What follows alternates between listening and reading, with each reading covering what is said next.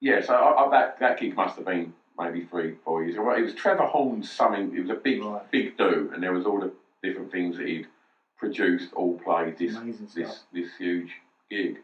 Well, I met him once at only briefly a hello at the Depot rehearsal studios in Brewery Road up in Camden. There's no longer there, but a lot of bands used to rehearse there back in the 90s, and he was knocking about quite a bit. He seemed really friendly, he seemed really nice guy. But yeah, Relax. It was a little youth club we used to go to just up the road, and it lasted like a few weeks, like a scout thing. And one turntable, and everyone used to just crowd around that 7-inch because you couldn't hear it on the radio. Yeah. It was the era when everyone was trying to record it or whatever, but it was like someone had got a 7-inch, bang, and that was just playing. That was the only record that was put on. I said to you last night, I said I went to a working men's club with my dad, and it was 5 people put a record on the jukebox. Was it? And Relax was on there, and I'd never heard it, but it was like this record was being banned, so however old I was, 10 or 11, I was like, I'm doing it. And I put it on, and I was like, why have they banned this? I didn't know what, I was probably 10, I didn't know what come meant. And I was like, exactly. And I put it on again, And I remember just thinking, this is amazing, this record. And my dad like, oh, this is shit. And I was like, even better. Do you know what I mean? Everyone around me thinks it's shit, but like, you know, it felt like I was doing something dangerous. You know, I'd heard Frankie Goes to Hollywood. I'd heard Relax. But also, you didn't, you know, the fact that half the band were gay, you'd have no idea. You know, it was almost like they're prejudiced towards them just because they're gay and they're writing about. Homosexual experiences. How dare they? Know, but it's ridiculous. It shouldn't be Relax. It was Mike Reid. It was, yeah. It was Mike Reid apparently that was responsible for that. But it was, incredible. There was 2 Tribes on that record as well. Really brilliant. Sorry? That's brilliant. Yeah.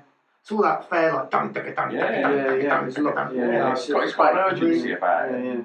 Relax got a killer bass line in it. Is it the New York mix of Relax, like the full 80s 12-inch version, where it just takes ages to start and it just drops different things slowly, and when it goes, it's like, oh, that was worth the wait. It's just fucking brilliant. Like, as we mentioned earlier, it's used really well in the new Trainspotting film.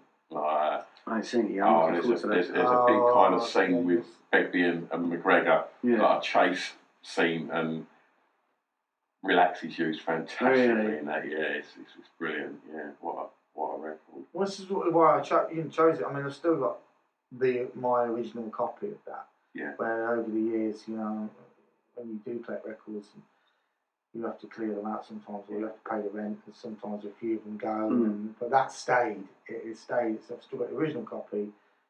It's in pretty fair condition, to be honest with you.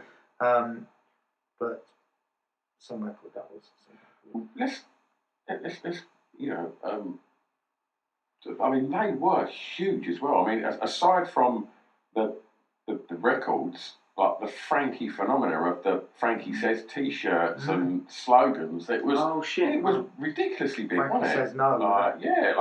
Everything about that was as big, or if not bigger, than any kind of 80s thing you ever see now. Any kind of advertising artwork generally will have a Frankie Says T-shirt thrown in the mix. It's like it was a monster thing aside from the music, and hopefully it didn't sort of detract anything from it.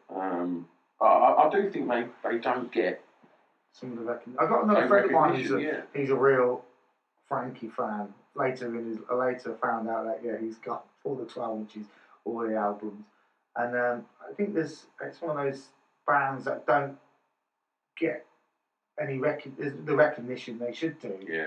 Or maybe people haven't heard them in 30 years on. But well, if the touring thing affected that, like if they were, it was more studio orientated because of the layers of production on it, which, like you say, it's great to listen to it as a soundscape and a story, as anything, as an experience. But to then not be able to sort of replicate that, maybe that sort of stops them a bit dead, on income and revenue, because you've got record sales, but if they can't do the stadiums like they could have done, you know, because I think Well, also, you go at Kate Bush and the Hounds of Love, it's the same sort of thing. They're all using fairlights at the time. yeah, And, you know, Kate Bush had stopped playing live, really, at the time when the Hounds of Love. So it did obviously have a major effect on how records were made and how you could perform them. yeah, definitely. This machine was unstoppable. Yeah, almost. yeah. It was the Terminator of the day. You know,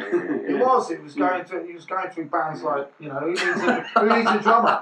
Don't need a drummer. Or use a fairlight. You know, so all drummers were fired pretty much. Yeah. You know, bass lines were just programmed as well. You only really needed the vocalist after a while. Yeah. I mean, Kate was a different story because of strings and everything going on, but it was the death of a lot of acts, I guess. Yeah, and cost you about 20 million quid. Yeah, that as well. No one recouped. They made the record, man. No one recouped because of the price of the hire of the fairlight. Should have just got a drummer in. Could do it for a bag of crisps. Well, I think should we pause it and have a quick piss?